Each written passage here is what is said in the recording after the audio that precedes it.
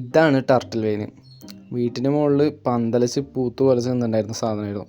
അതിനെ മെല്ലെ വെട്ടിയിറക്കി താഴെ ഇപ്പോൾ ഒരു ആർച്ച് പോലെ സെറ്റാക്കാനാണ് പരിപാടി. അതിനുള്ള തന്ത്രപ്പാടിലാണ് ഞാനും. പിന്നെ അതിങ്ങനെ ഓരോന്ന് ചുറ്റി വളഞ്ഞ് കൊടുക്കുകയായിരുന്നു. അതിൻ്റെ അപ്പുറത്ത് ചെണ്ടുമല്ലി നിൽക്കണ കണ്ട എന്നെക്കാട്ടിൽ ഉയരത്തിൽ പോയിട്ടുണ്ട്.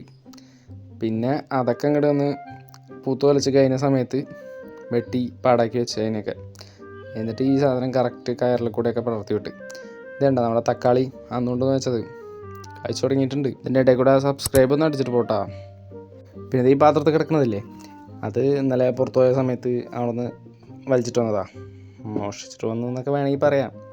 എന്തോ അതിനെടുത്തു. ഇത് മറ്റേ ചുമരിലും അതിലുമേലൊക്കെ പറ്റിപ്പിടിച്ച് വളർന്ന ചെടിയാണ്. അപ്പോൾ അത് വെക്കാൻ വേണ്ടി പുറത്തിറങ്ങിയപ്പോൾ അതാ മുറ്റത്ത് മുഴുവൻ കൂന്, ചെറിയ കൂനുണ്ടായിരിക്കണം. പിന്നെ അതിനെ കുറച്ച് ഫോട്ടോസും വീഡിയോസൊക്കെ എടുത്തു. നല്ല രസമുണ്ട് കാണാൻ, നല്ല ചെറിയ കൂനുകൾ.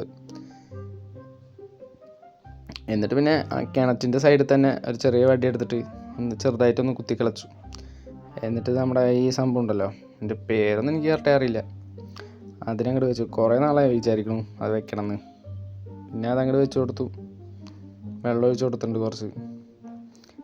ഈ കിണറ്റുമ്മലാണ് പ്ലാൻ ചെയ്തിരിക്കുന്നത് വളർത്താൻ. പിന്നെ ഇതും അന്നൊരു സ്ഥലത്ത് പോയിട്ട് വെച്ചിട്ട് വന്നതായിരുന്നു.